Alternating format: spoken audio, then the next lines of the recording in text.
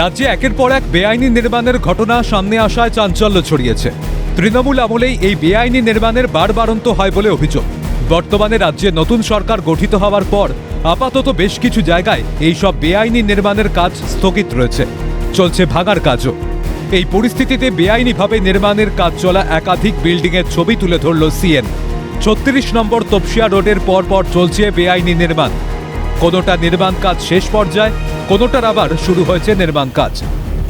৩৬ নম্বর Topsia road এই এলাকায় বা এই ঠিকানার আশপাশে একাধিক বিল্ডিং কিন্তু নতুন করে তৈরি করা হচ্ছে, যে বিল্ডিংগুলো কিন্তু বেআইনিভাবে হচ্ছে বলেই ইতিমধ্যেই অভিযোগ উঠতে শুরু করেছে। এরকম একাধিক বড় বড় বিল্ডিং যেটা ৬তলা ৭তলা করে নির্মাণ করা হচ্ছে, পাশাপাশি একাধিক এরকম বিল্ডিং রয়েছে যেগুলোর নির্মাণ কাজ এখনও পর্যন্ত অব্যাহত। নতুন সরকার ক্ষমতায় আসার সঙ্গে সঙ্গে এই ধরনের কাজগুলো এখন আপাতত বন্ধ রয়েছে।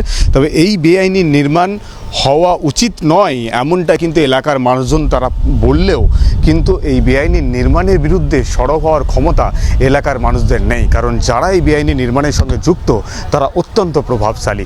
এই প্রভাবকে কাজে লাগিয়ে একাধিক জায়গায় ইল্লিগালি এই কনস্ট্রাকশনের বিরুদ্ধে এখন কি প্রশাসন কোনো পদক্ষেপ নেবে?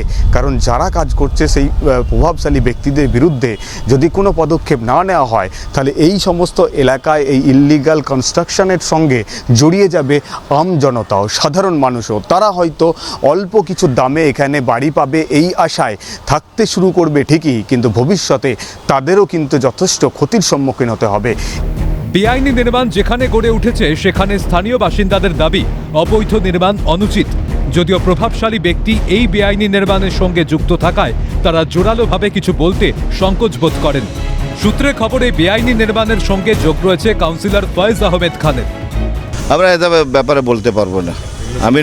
আমি নর্মাল সিটিজেন এখানকার, আমরা বলতে পারবো না কি আছে। ওটা আপনাদের গভর্নমেন্টের ব্যাপার, ওটা সার্চ করবে লিগ্যাল আছে ইলিগাল আছে কি আছে।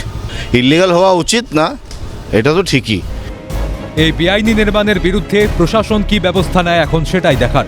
তবে শহর থেকে জেলা বেআইনি নির্মাণের খবর এইভাবেই আনকাট পরিবেশন করে যাবে সিএন।